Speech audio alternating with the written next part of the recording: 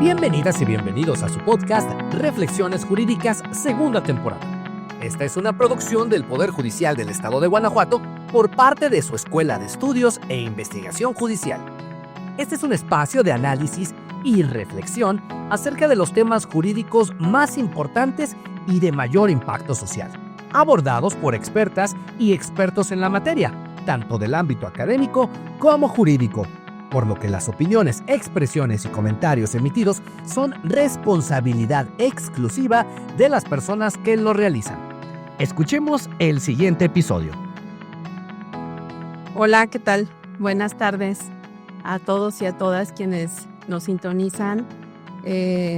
Estamos transmitiendo desde las instalaciones del Poder Judicial del Estado de Guanajuato en un podcast que viene desarrollando la Escuela de Estudios e Investigación Judicial desde hace algún tiempo y que creemos que ha sido exitoso y de gran utilidad para los guanajuatenses, para quienes nos sintonizan. Y bueno, hemos tratado de que se toquen temas de relevancia, de trascendencia. Qué bueno que el día de hoy nos acompaña el doctor Francisco Vázquez Gómez. Gracias, maestra. Muchísimas gracias por acompañarnos. Les platicaremos algo de lo que él está haciendo actualmente y de una publicación muy reciente que tiene, que nos parece que es muy interesante. Hemos también coincidido en algunos temas de naturaleza familiar. He sido afortunada en ser invitada en este podcast en algún tema relativo a esto, y bueno, son los temas que nos apasionan y nos gustan, pero sobre todo temas que sean de interés de la ciudadanía. En ocasiones los poderes judiciales nos concentramos mucho en temas muy jurídicos, muy técnicos, ¿no? Y también pues es importante que los derechos los veamos a nivel de la sociedad, de lo que nos impacta, de lo que pudiéramos ir mejorando, ¿no? Como papás en este caso. Ahorita les vamos a platicar sobre esto. Voy a presentar, me voy a permitir presentar al doctor, el doctor Francisco Vázquez Gómez Bisoño. Es doctor en Derecho por la Universidad Panamericana, es investigador nacional nivel 1 del Sistema Nacional de Investigaciones de CONACYT. Es maestro en Derecho Procesal Constitucional, maestro en Ciencias Jurídicas, especialista en Juicio de Amparo, especialista en Antropología Filosófica.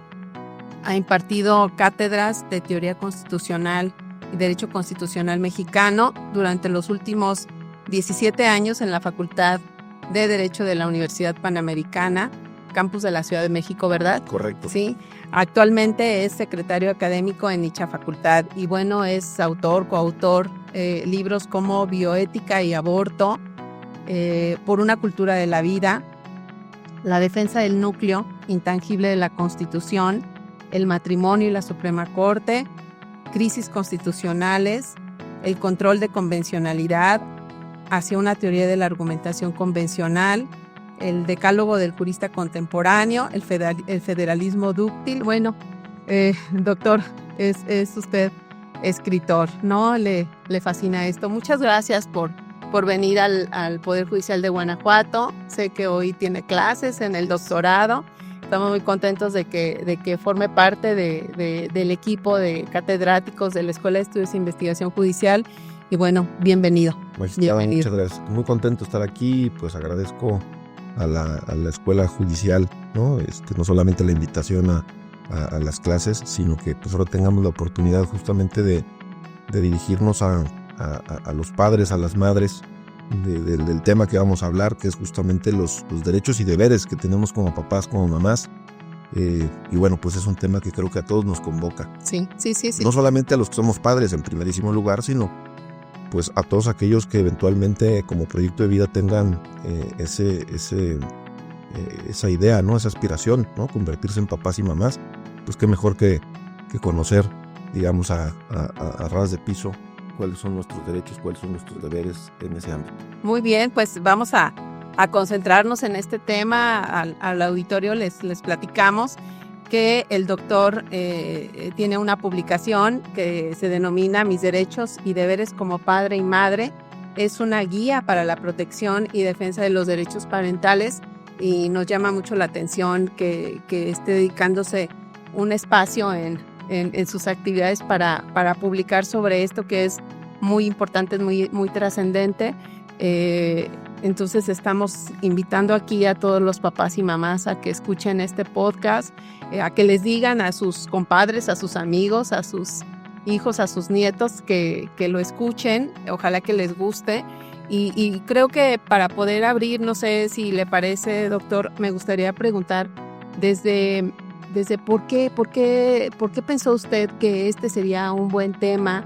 ¿O dónde nace su interés por trabajar sobre esta guía tan importante para la protección y defensa de los derechos parentales? Claro, magistrada, fíjese, una precisión, en realidad no es una publicación personal, simplemente su servidor colabora en una organización no gubernamental de la sociedad civil que se llama Early Institute. El Early Institute es un think tank donde sabemos muchos colaboradores y que digamos, como institución nos preocupan los derechos de la niñez, los derechos de los adolescentes, el entorno de la familia. Y en este contexto, digamos, cumpliendo esta misión del Early Institute, pues nos damos cuenta que hay ciertos ámbitos en donde el Estado está empezando a tomar el papel que le correspondería en primerísimo lugar a los papás y a las mamás en cuanto a la educación de los niños, niñas y adolescentes. Ante esa preocupación, pues más allá de que no lo deja de hacer el Early Institute como institución, pero más allá de reclamarle o exigirle al Estado, al gobierno, pues lo que pensamos era, volteemos a ver a los papás y a las mamás, que son los que están ahí, los que están en la trinchera, en el campo de batalla, de lo que implica, en el buen sentido de la palabra, de lo que implica educar y formar a los niños, niñas y adolescentes. Y llegamos a la conclusión de que un primer punto muy concretito era pues que para poder asumir esa responsabilidad, lo primero que tiene que hacer un papá o una mamá es conocer qué derechos y qué deberes tiene como tal, tomando en cuenta esto que platicábamos fuera del aire, ¿no? Es decir, son derechos y deberes, es decir, son bidireccionales, ¿no? Al mismo tiempo que tenemos la facultad de hacer o tomar decisiones en el ámbito de la educación y formación de nuestros hijos, pues al mismo tiempo no solamente tenemos la facultad, sino que tenemos el deber de hacerlo.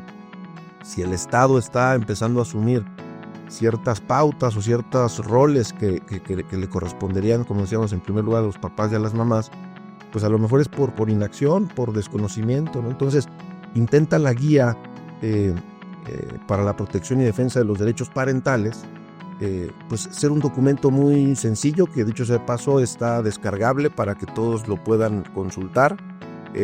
Simplemente hay que entrar a la página de Early Institute, www.earlyinstitute.org, y ahí la pueden descargar a todos nuestros compañeros, compañeras que nos están escuchando, papás y mamás. Y es un documento que, como usted lo vio, magistrada, intenta ser como muy simple en el lenguaje, muy, digamos, sencillo para cualquier persona, pero que además, digamos, lo vamos a comentar ahorita, está sustentado propiamente en nuestro marco, nuestro orden jurídico, la Constitución, los tratados internacionales, y para ir desarrollando 4 derechos y deberes que son muy específicos y que serían, digamos, como los 4 pilares del documento, de la guía, que es, en primer lugar, los derechos y deberes parentales en la educación, en segundo lugar, en la crianza, en tercer lugar, en la salud, y en cuarto lugar, la protección jurídica, ¿no? Sin dejar de destacar que como papás y mamás, pues nosotros somos los representantes legales de nuestros hijos. Pero luego también pues concluye el documento intentando dar como consejos muy prácticos para los papás, a las mamás, para que puedan asumir el ejercicio de estos derechos, que puedan responder al cumplimiento de estos deberes, y ante todo que verdaderamente podamos como papás. A mí me gusta mucho poner el ejemplo de los huevos con tocino, ¿no? Y me explico, porque es diferente el cumplimiento que el compromiso. Entonces, frente a estos deberes, frente a estos derechos, me parece que se puede cumplir, pero es el famoso cumplimiento, ¿no? O uno se puede comprometer. Los huevos con chorizo nos dan cuenta de que la gallina cumplió, ¿no? Puso los blanquillos, pero el cerdo, ¿no? Se comprometió al punto que tuvo que dar la vida para que tú y yo podamos degustar unos huevos con tocino. Entonces, de lo que se trata es de que como papás asumamos el compromiso, no simplemente, ¿no?, cumplimiento.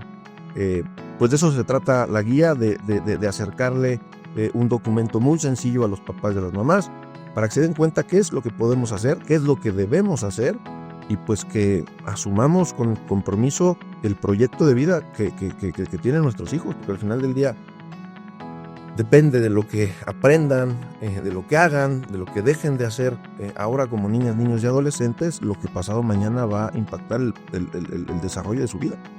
Bueno, pues quiero comentar que ahora que lo escucho, pienso que este documento, esta guía, como ya lo comentó, está pues acorde o va relacionada con nuestro marco jurídico, ¿no? Tanto estatal, nacional como internacional. Y tiene que ver también, me parece, viéndolo desde el punto de vista del compromiso de los papás y de las mamás, pues también con garantizar de alguna manera el desarrollo pleno de sus hijos, ¿no? O sea, partir desde, como papás tal vez, me gustaría conocer su opinión, desde papás, estar informados, tener esta información completa de cuáles son de verdad los derechos y los deberes de los papás, para de ahí dar más, ¿no? Dar con mejor calidad una educación, una formación, un acompañamiento a nuestros hijos, ¿no? O sea, a partir de este conocimiento y de esta información, y no solo del tema de los derechos de los niños, que qué bueno que creo que este documento hasta se compagina con cuáles son los derechos de los niños. Se compagina los derechos de los niños, creo entonces, es también el derecho de los papás, ¿no? Es el derecho de las mamás, es un mismo derecho a tener una vida saludable y un crecimiento y un desarrollo, ¿no? Y qué bueno que se esté pensando, que ustedes estén pensando en esta guía para los papás. Y bueno, sí, entonces en la educación, empecemos, ¿no? Esta parte de los derechos y los deberes de papá y mamá con relación a la educación. En esta parte, ¿qué nos dice esta guía? Por ejemplo, que bueno, hay datos que me parece que son alarmantes para que la audiencia los conozca y que también vayan entendiendo por qué la guía. Ya lo platicaba yo de manera quizá un poco abstracta, pero de manera concreta. Por ejemplo, en el tema de los derechos y deberes parentales en la educación, en una digamos estadística del año 2022, ¿no? 2022, se advierte que los niños entre 36 y 59 meses, solamente 60% asiste a la educación preescolar. ¿Eso qué quiere decir? Que 4 de cada 10 niños en este país no está acudiendo a esta primera etapa, que es fundamental en cuanto a la educación en la vida. Entonces, bueno, un primer derecho y un primer deber, ¿no? es llevar a los niños al colegio, ¿no? Aquí hay un primer punto que atender. Pero más allá de lo que el Estado pueda hacer o no hacer, ¿no?, que habrá que seguirle exigiendo, porque pues muchas de estas cuestiones dejan de pasar porque a lo mejor el Estado no está garantizando el acceso a la educación, pues se trata justamente de hablar con los papás y las mamás diciendo, oye, puedes exigirle al Estado, ¿no?, que haya acceso a esta educación preescolar. Pero bueno, una vez que como papás cumplimos este deber, ¿no?, de llevar a nuestros hijos al colegio, a la escuela, pues no solamente se trata de eso. Aquí es donde viene nuevamente la diferencia entre cumplimiento y compromiso, sino de que podamos verdaderamente involucrarnos en la educación, ¿no? Es decir, no solamente llevarlos, sino participar en la vida escolar, conocer a los maestros, dialogar con ellos, ¿no? Estar al pendiente, saber cómo va mi hijo, cómo va mi hija, que más allá de las notas, las calificaciones que esté sacando, que será un primer dato importante, pues cómo se lleva con sus compañeritos, en fin, participar de manera activa en el ámbito escolar de nuestros hijos, pues implica, pues a lo mejor estar cercano a esa asociación de padres que normalmente hay en todos los colegios, participar en la mayor medida posible en todos los ámbitos en donde pues nuestros niños no pasan poco tiempo en el colegio, ¿no? O sea, pasan de 8 a 10, 12 horas, si es que hay alguna actividad extraescolar. Pues ese ámbito en el que están nuestros hijos casi más de la mitad del día, pues nosotros como padres tenemos que estar muy cercanos para saber qué está pasando ahí. Entonces no solamente se trata de garantizar el acceso a la educación, sino de participar, ¿no? Es decir, qué les están enseñando, cómo lo está haciendo el profesor, la profesora. Y luego aquí también, pues darnos cuenta que, por ejemplo, a través de los libros de texto gratuito, el Estado pues cumple con una responsabilidad, sin duda. Pero me parece que ahí tenemos que tener cuidado los papás y las mamás, porque en estos libros de texto gratuito, pues si bien es cierto, viene mucha información, ¿no? Por ejemplo, magistrado, como platicamos en materia de educación sexual, pues el tema de la educación sexual no pasa solo por la información, sino tiene que estar complementada con la formación. Y aquí es donde pues no es lo mismo un niño de 6 años que de 10, que de 15, ¿no? Entonces tenemos como que estar muy, muy cuidadosos, muy cercanos a nuestros hijos respecto de lo que sí viene en esos libros, y qué bueno que esté esa información. Pero insisto, somos seres humanos, no somos animales, no, en esos ámbitos, pues no es simplemente que le digamos a las niñas, a los niños de 10, 11 años, ¿no? Es decir, que es el acto sexual y cómo se da la reproducción humana, sino pues eventualmente como seres espirituales que somos, como seres humanos que somos, con inteligencia y con voluntad, pues tenemos que complementar esa información con formación.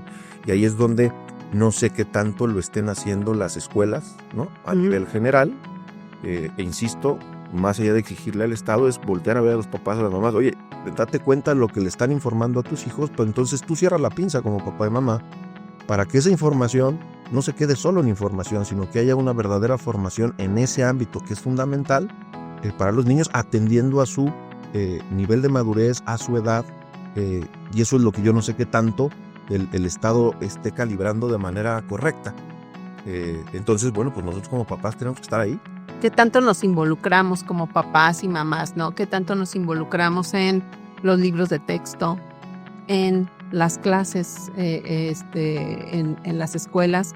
Y bueno, que también ahora no podemos dejar de pensar que la educación no solamente se da en las escuelas, es decir, la información que se tiene disponible en redes sociales, Internet, ¿no? Sí, ¿no? Es bastante, es una información que va más allá, incluso tal vez pudiera ser. Es más, como decíamos, los niños, lo que menos necesitan, niños, niñas y adolescentes, lo que menos necesitan es información, porque le dan 2 clics al teléfono celular y ahí la tienen. Creo que más bien el tema pasa por la formación.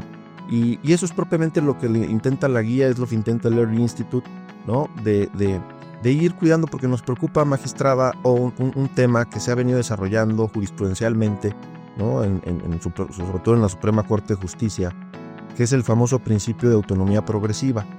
Es decir, la Corte ha dicho en abstracto, y me parece bien, que pues evidentemente hay que irle reconociendo cierta autonomía a las niñas, niños y adolescentes, dependiendo la etapa de madurez, la edad, para que ellos vayan tomando ciertas decisiones. Y eso suena muy bien. El problema es que para tomar decisiones, para ejercer la libertad, pues es algo que no se compra en la tienda, es algo que se forma, que se enseña, ¿no? Es decir, poco a poco, ¿no? Y esta autonomía progresiva yo la entiendo como que pues hay que enseñarle a los niños pequeños a tomar pequeñas decisiones para que eventualmente puedan luego ya tomar decisiones más importantes. Pero nos preocupa una cosa, ¿no? Que en esa lógica de autonomía progresiva, por ejemplo, la Corte, la primera sala, ha dicho que habrá que reconocerle a los niños y adolescentes autonomía progresiva en materia de salud, de protección a la salud. Ya nos metemos a lo mejor con otro de los derechos deberes. Sí. Y eso suena muy bien en abstracto, pero yo me pongo a pensar, y lo hago como en primera persona como papá. Pues no sé, a mi hijo de 10 años, ¿en qué puede consistir la autonomía progresiva en materia de salud? Es decir, no le voy a preguntar si se quiere extraer una muela que tiene caries, ¿no? O no le voy a preguntar si quiere ir al doctor después de haberse roto un brazo. ¿Hasta dónde puede llegar eso? Digamos, esos conceptos que suelen sonar muy bonito, ¿no? En una jurisprudencia, luego ¿cómo los bajamos a la realidad? Yo simplemente pensando en mi hijo de 10 años, yo pues no le voy a preguntar si se quiere sacar o no sacar la muela con caries. En todo caso, a lo mejor le pregunto de qué color quiere los brackets, ¿no? O si se rompió el brazo, pues no le voy a preguntar si quiere ir o no quiere ir al doctor a ponerse el yeso. En todo caso, le puedo preguntar a lo mejor de qué color quiere el yeso, pero pero no sé si me explico hasta Claro. dónde llega esa autonomía progresiva, y ahí es, por ejemplo, donde también nos preocupa mucho las políticas públicas del Estado, ¿no? Es decir, para que lo sepan los papás y las mamás que nos están escuchando, hay por ahí una norma oficial mexicana 046 que permite hoy por hoy a nuestras niñas de 12 a 18 años, es decir, adolescentes, acudir a una clínica de salud pública y solicitar un aborto sin que los papás estemos enterados, ¿no? Y eso lo posibilita el marco jurídico mexicano. Ahí es donde me parece que el Estado está empezando a hacer cosas que no le corresponden. Es decir, ¿por qué nos desvincula de nuestras niñas en esa edad ante una circunstancia tan compleja, ¿no? Como lo es practicarse un aborto, ¿no? Es decir, creo que el Estado en ese sentido pues nos queda de ver. Pero más allá de eso, como hemos dicho varias veces, magistrada, más allá de lo que el Estado pueda hacer o no hacer, lo importante es, como papás, qué sí podemos, qué sí está a nuestro alcance y en nuestras manos. Sí, y hasta dónde nos vamos a involucrar en la toma de decisiones para garantizar los derechos de nuestros hijos, de nuestras hijas, y pues muy interesante lo que Por ejemplo, platica. magistrada, ahí Sí. hay una estadística que también pues es alarma, ¿no? En el 2022, en el año 2022, se advierte que el porcentaje de niñas y niños de 1 año que tiene o que tenía el esquema completo de vacunación era del 40%. Es decir, 6 niños, niñas de 1 año, 6 de cada 10 no tienen el esquema de vacunación completo. Entonces, bueno, seguramente el Estado no está llegando a todos los lugares a los que tendría que llegar, pero que sepamos los papás que te podemos exigir, porque es nuestro derecho, pero al mismo tiempo es nuestra obligación. Lo que decíamos son derechos bidireccionales, ¿no? Entonces, exigirle al Estado para que porque los niños estén vacunados, ¿no? Sí. Eso es el paso elemental, ¿no? Para pasado mañana poder aspirar a tener una buena salud. Y yo creo que en la medida de que papás y mamás estemos totalmente informados de cuáles son nuestros derechos y cuáles son nuestros deberes con nuestros hijos y nuestras hijas, podremos evitar también entrar en conflicto entre papás, ¿no? Entre papás, es decir, entre un papá y una mamá. Lo platico porque, bueno, aquí en el Poder Judicial, en el sistema familiar, tenemos pues muchos procedimientos jurisdiccionales que tienen que ver con dificultades de los papás en la crianza de los hijos o en las decisiones que se toman en la crianza de los hijos. Y bueno, tenemos muchos juicios, pues no solamente de pensiones alimenticias, sino también que tienen que ver con regímenes de convivencia entre papás e hijos. Y bueno, en la medida, creo yo, que los papás conozcamos mejor nuestros derechos y nuestros deberes, creo que podría haber menos incluso procesos jurisdiccionales. Y entonces hay una norma en nuestro Código Civil que se prefiere, donde la norma dice que se prefiere el acuerdo entre los padres para decidir quién de los dos tendrá la guarda, custodia de ese niño, niña o adolescente, y en su caso, cuál será el régimen de convivencias, ¿no? Preferentemente son los papás, o sea, la norma también sí lo dice, ¿no?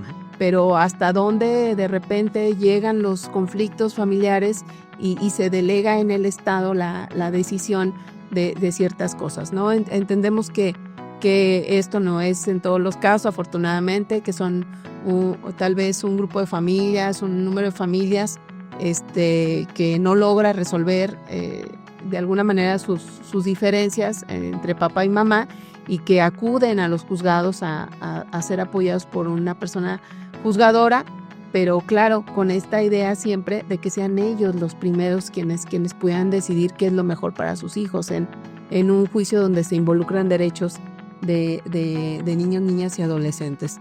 Pues entonces es como ponerle ganas a este tema de conocer nuestros derechos y deberes en la educación y en la crianza también, doctor. Totalmente, y en la guía pues se habla ya del concepto que hoy por hoy pues se viene manejando en la jurisprudencia nacional, en la jurisprudencia comparada, que es justamente los derechos y deberes parentales en la crianza, pero entendiendo por crianza esta crianza responsable, ¿no? La que positiva, basada en la ternura, basada en el amor, que evidentemente sea una crianza en donde podamos ayudarle a nuestros niños, niñas y adolescentes a identificar los límites respecto de sus decisiones, ¿no? Es decir, no se trata de no educar, de no formar, ¿no? Porque pues es que lo quiero, y aquí hay una preocupación, ¿no? Que me parece que cada vez es más alarmante, que muchos papás, muchas mamás, pues en esta confusión de pues sí, aman y adoran a sus hijos, pues terminan siendo pues casi serviles, ¿no? A los niños y a las niñas, ¿no? Es decir, y pues no hay que hacerlo así. La crianza responsable implica sí ternura, implica sí amor, pero implica también asumir la responsabilidad de ayudarles a nuestros niños, niñas y adolescentes pues a ejercer su libertad, y eso implica poner límites, eso implica no dejar de educar, eso implica probablemente pues cuando esto sea, ¿no? Y pues habrá que atender el principio de proporcionalidad, ¿no? Dependiendo de la conducta pues será el castigo, pero sí, los niños requieren eso, incluso aquellos niños que normalmente son más mal portados. Me parece que desde el punto de vista psicológico, y está comprobado, son los niños que están viendo hasta dónde pueden llegar, ¿no? O sea, como ir estirando la liga para efecto de, pues no conscientemente, pero sí de manera inconsciente, ver hasta dónde pueden llegar, ¿no? Y ahí como papás tenemos que ser muy firmes, ¿no? Entonces, sí se trata de quererlos, sí se trata de hacerlo con ternura, pero estos deberes de crianza, pues implica formar personas libres, pero al mismo tiempo responsables, porque la libertad sin responsabilidad, y lo platicábamos fuera del aire, ¿no? Hoy vemos muchos casos de adolescentes que preocupan. Sí, ¿no? ¿A dónde, qué estamos haciendo, perdón, qué estamos haciendo como sociedad? Más allá de que nuestras autoridades estén cumpliendo o no con las responsabilidades estatales, ¿no? De educación, de salud, de protección jurídica, de acercarnos también las herramientas. Más allá de esto que esté o no cumpliendo el Estado como tal, ¿qué está pasando en esta sociedad? En esta sociedad, y no digo mexicana solamente, en esta sociedad mundial, ya global, estamos en una situación donde lo que pasa en el lugar más lejano del mundo lo conocemos inmediatamente en el otro, ¿no? Y ¿por qué están pasando estos riesgos tan grandes para nuestros jóvenes, para nuestros adolescentes? Lo comentábamos hace rato, fuera de aire lo platicábamos, ¿no? De asesinatos que han pasado, de violencia en las escuelas grave, ¿no? Preparatorias. Sí. Y cada vez pues se advierte este tipo de fenómenos con pues ya no solamente jóvenes, sino que se va haciendo, ¿no? Vamos descendiendo en la edad cuando se presentan este tipo de manifestaciones. Y sin duda ahí, creo que el planteamiento siempre, a lo mejor llegamos a este cliché de decir, bueno, es que hay una falta de valores, ¿no? El tema es preguntarnos por qué, y sin que yo quiera emitir un juicio ni mucho menos, porque pues además no estamos hablando de ningún caso en concreto, pero pues ahí están las noticias y cada vez, ¿no? Lamentablemente tenemos más cercano este tipo de experiencias, pero pues cuando un joven en una preparatoria o en una secundaria asesina a compañeros, pues yo creo que ahí la primera pregunta es, bueno, ¿y dónde están los papás de ese joven, ¿no? Es decir, ¿dónde estuvieron? Porque para que un joven llegue a hacer eso, insisto, no juzgo porque pues, habrá que ver el caso concreto, pero al menos sí se advierte que para que un joven llegue a hacer eso es porque pues a lo mejor no tuvo la formación, no tuvo esa transmisión de los valores que pues solamente se aprenden en casa, ¿no? Es decir, que no se compran en la tienda y que solamente los niños viéndolo en papá, viéndolo en mamá, pues es como un niño se puede ir haciendo responsable, se puede ir haciendo puntual, se puede ir haciendo ordenado, se puede ir haciendo una persona de bien, ¿no? Porque lo vio en casa, porque lo vivió en casa. Más allá, y qué bueno que lo comentas, maestra, más allá de cuál sea la relación entre papá y mamá, porque, bueno, pues qué mejor que papá y mamá estén juntos y que sea un matrimonio y una familia, no quiero decir funcional, porque yo creo que todas las familias son disfuncionales, incluyendo la mía, ¿no? Es decir, porque pues nadie es perfecto, Pero ojalá que tuviera amor entre papá y mamá, y eso pues claro que también lo reciben los niños, niñas y adolescentes. Pero si no es así también, creo que la guía da cuenta de que independientemente de la relación entre papá y mamá, pues si los dos asumen la responsabilidad de ver a su hijo como un proyecto, pues quizá el más importante que tenemos, una vez que hemos decidido, asumido la vocación, ¿no?, de ser papás y mamás, lo podemos hacer muy bien, pero también podemos hacer mucho daño, ¿no? Entonces ahí me gusta mucho poner el ejemplo o pensar en esta metáfora en donde hay dos personas que están objetivamente haciendo lo mismo, están picando piedra, ¿no? Le preguntan a una, oye, ¿tú qué estás haciendo? Pues aquí no ves, estoy picando piedra. Y le preguntan al otro, oye, ¿tú qué estás haciendo? Dice, yo estoy construyendo catedrales. Objetivamente están haciendo lo mismo, pero la perspectiva del segundo es mucho mayor. Porque claro, esa piedrita va a servir para construir una catedral, o sea, va a ser parte de una catedral. Que nos demos cuenta que esos son nuestros niños, nuestras niñas y nuestros adolescentes.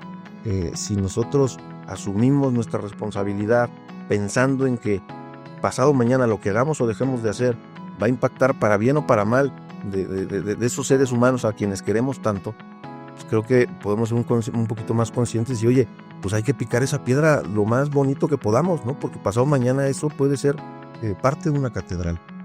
Si no lo hacemos, pues luego estaremos pues claudicando justamente el ejercicio de nuestros derechos y deberes en materia de educación, crianza, salud. Y el último que quizá nos falte comentar, magistrada, es el tema de la protección jurídica, ¿no? Decíamos, no olvidar que somos los representantes legales de nuestros niños. Quisiera detenerme un poquito antes en este tema de la crianza, porque, bueno, al final del día nos pasa mucho, a nivel personal lo digo, tomas la decisión de tener hijos y seguramente no tienes toda la preparación para hacerlo, ¿no? Y se vale ahorita con esto que estamos platicando y con esta guía que nos ofrecen ustedes a los papás y a las mamás, pues reflexionar, ¿no? Reflexionar qué más puedo hacer, a dónde me puedo acercar, con quién puedo ir, porque luego en los juzgados familiares se habla de crianza positiva y aquí en el documento también se maneja el concepto de crianza positiva. ¿Qué es la crianza positiva? Bueno, pues propiamente es, como decíamos, a ayudarle a nuestros hijas e hijos, pues sí satisfacer, ¿no?, sus necesidades que tienen como niños, como niñas, pero al mismo tiempo pues irles generando esa confianza, por ejemplo, para enfrentar problemas cruciales y desafiantes que pasado mañana van a tener. Esta crianza positiva pues también pues debe de ayudar, o debemos ayudarlos, ¿no?, a que pasado mañana puedan enfrentar situaciones dolorosas y difíciles. En ese sentido, la crianza a través del cuidado es pues darnos cuenta de cómo nosotros podemos ayudar, abonar a la madurez y desarrollo cognitivo de nuestras infancias, ¿no? Por eso decía, a lo mejor el ejemplo es muy ordinario, pero pues todos hemos visto a un niño, ¿no?, que se quiere subir a la mesa y pues a lo mejor luego nos confundimos, pues sí, que haga lo que quiera, que se divierta. No, es que hay que enseñarle que si sube a la mesa se puede caer y eventualmente se va a pegar. Quizá no caer en esa sobreprotección, será la idea, no caer en esa sobreprotección que lejos de ayudar a esa madurez, pues le impide al niño enfrentarse a esa situación dolorosa que pasado mañana pues no va a poder manejar. Oye, hay que dejarlo que se pegue, pues no, tampoco, pero a veces sí, o sea, hay que con cuidado, con protección, oye, bájate, pues si no se baja, hay que dejar que se tope con la realidad, ¿no? Con la realidad. Porque así es como además, al final yo creo que es un tema de sentido común, ¿no? O sea, más allá de la guía, de que son derechos, son deberes, es un tema de sentido común. Y todos hemos ido aprendiendo así y pues por eso dicen que la mejor escuela es la vida, ¿no? Porque ahí es donde te vas topando con pared y así es como uno va madurando y uno va aprendiendo. Bueno, pues eso que nos pasa a nosotros como adultos, hay que ver de qué manera lo podemos acercar a nuestros niños, atendiendo a su, decíamos, nivel de crecimiento y a su edad, pero pues es esto, ¿no? La paternidad y maternidad activas, los vínculos emocionales y de cuidado, la formación de la identidad, ¿no? Es decir, nosotros podemos ayudar mucho a nuestros hijos a que pasado mañana luego no tengan crisis de identidad, ¿no? Que hoy por hoy pues ya ahí es donde nuevamente el Estado se empieza a meter en temas que me parece que no le corresponden, ¿no? El tema de la identidad de los niños, por ejemplo, identidad sexual, y eso es un tema que se tiene que ver en familia, que se tiene que ver papá y mamá, digamos, como estar vigilantes. Ahí el Estado me parece que no tendría mucho que estar haciendo. Y pues evidentemente, como decíamos, la adquisición de valores, de creencias y de cultura, ¿no? O sea, por ejemplo, uno de los derechos que reconoce la Convención Americana de los Derechos Humanos como papás, pues el formar, ¿no? Tenemos el derecho de formar en el ámbito religioso, y eso se vale que lo sepamos, ¿no? Sí. Oye, el Estado es laico, perfecto, no tengo ningún problema con ello, pero como papás, el tema de que fomentemos una religión en nuestros hijos es un derecho, y eventualmente, yo casi lo veo, pasado mañana, pues ya grandes, si quieren o no quieren practicar esa religión. Ellos decidirán, ¿verdad? Pues ya decidirán, pero al menos creo que en el contexto de las religiones, pues todas nos ayudan a crecer en valores, ¿no? En valores, o sea, es decir, hay valores que se pueden fomentar y que pues están ahí, y una de las vías es, por ejemplo, la creencia religiosa. Pero entonces, esta adquisición de valores, de creencias, de cultura, pues el primer lugar en el que los niños pueden absorber, pueden conocer, pueden entender este tipo de temas, pues sin duda alguna es la familia, y ahí es donde los papás y las mamás pues juegan un papel insustituible. Sí, claro, y pues ayudarnos, ¿no? Para tener mejores habilidades o mejores, o tener una mejor información. Yo sé que los sistemas DIF ofertan talleres de crianza positiva, algunas instituciones del Estado, ¿no? Y bueno, particulares seguramente también las hay. Cada vez más nos damos cuenta que esto se trata de multidisciplinas, ¿no? O sea, hay muchas disciplinas, en este caso la psicología, ¿no? Que nos ayuda mucho, la pedagogía, que nos puede ayudar bastante a los papás y a mamás. Es que tocas un punto importantísimo, maestra. Es que a nadie nos enseñaron a ser papás, no hay un manual, no hay un script, ¿no? La guía no intenta hacer eso, pero al mismo tiempo sí, pues contar con parámetros objetivos claros, decir, oye, pues, ¿por dónde tengo que ir? Recuerdo ahora que, por ejemplo, a mí me gusta mucho la escuela a la que van mis hijos, y por eso decidimos, mi esposa y yo, llevarlos ahí, porque pues no solamente se dedican a la educación de los chavos, ¿no? Sino que siempre nos comprometen mucho a nosotros como papás. De hecho, hay dentro de la escuela hay una escuela para padres, ¿no? Entonces, en esta lógica de que a nadie le enseñan a ser padre, pues en esa escuela para padres, a través de cursos, la propia escuela nos forma a nosotros, ¿sí? Y atendiendo a las distintas etapas del crecimiento de nuestros hijos, pues son distintos los problemas, son distintos los temas a los que hay que hacer énfasis. Y pues por ejemplo, una escuela que no solamente ve a nuestros hijos, a nuestras hijas, sino que nos ve a nosotros como padres, pues está dando en el clavo, ¿no? Es decir, que nosotros somos los primeros que nos tenemos que formar, partiendo de la premisa y el reconocimiento de que nadie nace sabiendo ser padre, ¿no? Y qué bueno que podamos reconocerlo, y entonces a partir de ese reconocimiento, y bueno, ¿cómo puedo ser mejor, no? Sí, ¿qué puedo hacer? Ajá. Ok, bueno, pues está interesante el tema. Ojalá puedan compartir quienes nos escuchan este podcast con sus amigos y amigas. Y en tema de la protección jurídica. De la protección jurídica, decíamos. ¿Qué tanto debemos de saber los papás? No olvidar que somos representantes legales de nuestros hijos, y que pues eso, en pocas palabras, lo que significa es que nuestros hijos, nuestras hijas ejercen sus derechos, o pueden ejercer sus derechos, pero a través de nuestra representación. Y aquí hay un dato también alarmante, ¿no? Para que nos damos cuenta, la audiencia nos entienda a qué se refiere esto de los derechos y deberes en materia de protección jurídica. Respecto del registro de los recién nacidos, ¿no? Hoy por hoy nuestra Constitución Federal ya establece que la primer acta de nacimiento es gratuita, ¿no? Precisamente el Estado ahí pone su parte, es un ejemplo, me parece que positivo, reconocerle al Estado, pues por el Estado pone su parte para decir, oye, no hay pretexto para que ningún niño, ¿no?, que nazca en este bendito país esté registrado, ¿no? Tenga su acta de nacimiento, que es propiamente la que le da reconocimiento jurídico, ¿no? Es decir, empieza a ser persona jurídica con el acta de nacimiento. Pues a pesar de eso, en el 2022, el 80% de niñas y niños menores de 1 año fueron registrados. ¿Eso qué quiere decir? Que hay un 20% de niños en este país que no están yendo al registro civil, que no tienen acta de nacimiento, por lo tanto luego no tendrán cartilla de vacunación. Entonces, como un tema de tan sensible como estos va generando muchos más problemas. Pues claro, por ejemplo, un papá o una mamá que no registra a sus hijos no está cumpliendo con sus deberes en materia de protección jurídica, porque pues al final del día, pasado mañana, este niño pues no tendrá ni acceso a la vacunación, ni tendrá acceso a la escuela, ni tendrá, porque no existe jurídica. Sí, no tendrá acceso a la identidad, por ejemplo, ¿no? Que es una de los derechos más fundamentales de todas las personas, tener nuestra identidad.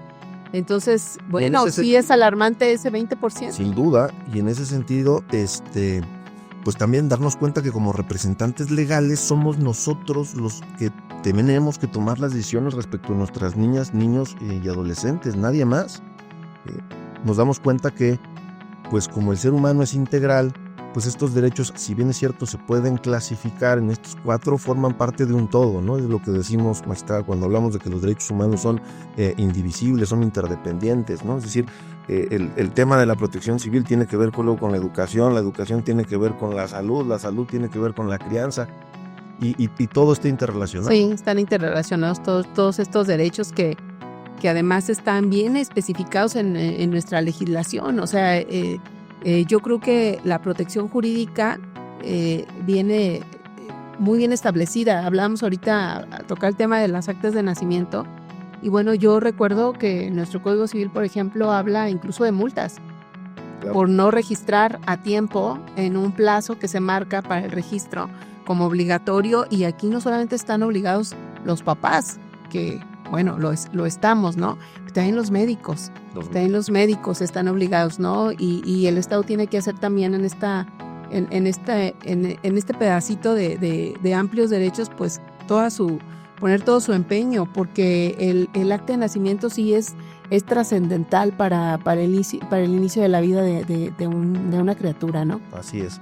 Y pues no dejarnos como papás, como mamás, pues no dejar que alguien más tome decisiones en relación con nuestros hijos. Es nuestro derecho y al mismo tiempo es nuestro deber velar por su protección jurídica, y eso implica pues el que nadie nos sustituya.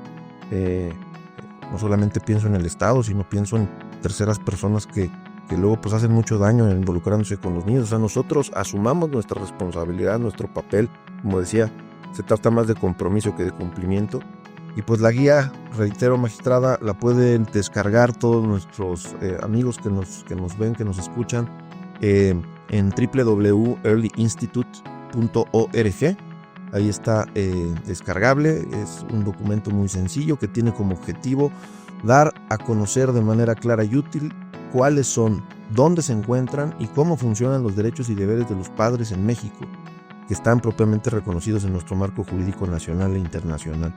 En pocas palabras, brindar a padres y madres una guía práctica y orientativa sobre cuáles son sus derechos y obligaciones, conocer y reafirmar la importancia de la patria potestad y la responsabilidad parental ante los retos actuales, y fomentar el ejercicio de la paternidad con crianza positiva y con ternura. Sí, se trata de querer mucho a nuestros niños, pero que eso no implique sobreprotección, que luego les hace mucho más daño ese tema de la sociedad. Quererlos con responsabilidad, ¿no? Con responsabilidad, y si se tienen que equivocar, cuidar, ¿no? Cuidar, que se equivoquen en un entorno cuidado, pero que se acompañado, ¿no? Acompañado, pero ni modo que se den contra la pared, porque así es como maduramos los seres humanos, ¿no?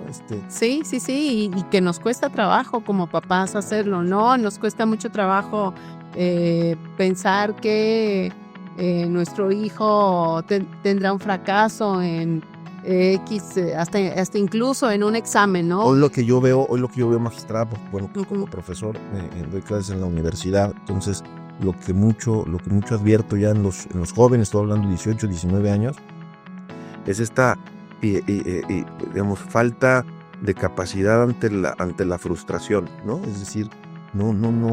Entonces ahí se ve que desde el punto de vista de la formación, pues fueron niñas que pues les resolvían todo, ¿no? Entonces, claro, tantito que fracasan, tantita frustración que se les presenta en la vida, pues los chavos de 18, 19 años se desencuadernan, ¿no? O sea, se desdoblan. Pues ahí es donde vemos un ejemplo muy clarito, ¿no? El tema de la crianza positiva. Uh-huh. Bueno, termina con una conclusión ahí, doctor, muy que nos hace reflexionar, y con estos consejos prácticos que da la guía. Entonces, pues invitamos a todos a que se echen un clavado, ¿no? a esta guía, que recordemos que tenemos responsabilidades como papás, y que si vamos a hacerlo, nos animemos también a hacerlo, no pasa nada. Yo creo que también, decía al principio, no solamente son responsabilidades de los papás, son derechos también, van pegados unos con otros, y también es muy satisfactorio ser papá o ser mamá, ¿no? Totalmente. Y es muy hermoso, y el amor que se vive, que se disfruta, yo creo que no se compara con ningún otro sentimiento, no sé, desde mi muy particular punto de vista. Yo sé, obviamente, que hay personas que decidieron no aventurarse en este proceso, y es muy respetable. También, ¿no? Eso es lo que decíamos, creo sí. que es un tema de vocación. Ajá. No es un tema de elección. Es decir, y me gusta mucho el concepto de vocación, porque es esa llamada, ¿no? Es decir, no todos necesariamente tendrán la vocación de ser padres, y fenomenal, eso es muy, muy, muy legítimo, muy válido, porque pues es justo eso, quienes tenemos la vocación, pues asumámosla, ¿no? Con responsabilidad y con profundidad y a cabalidad. Sí, porque vamos a pensar que a lo mejor no podemos tener muy buena vocación, pero ya estamos en esto, y entonces habrá que buscar la vocación, habrá que buscar la manera de informarnos, de orientarnos, de salir adelante para pues cumplir con nuestra responsabilidad, y tener hijos felices, ¿no?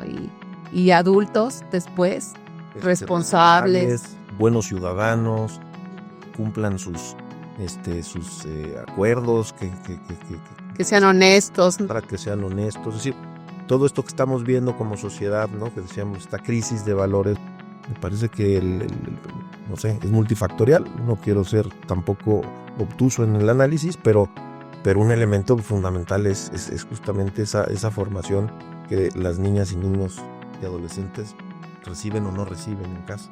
Ay, pues muchísimas gracias por venir a platicarnos sobre este documento, sobre esta guía.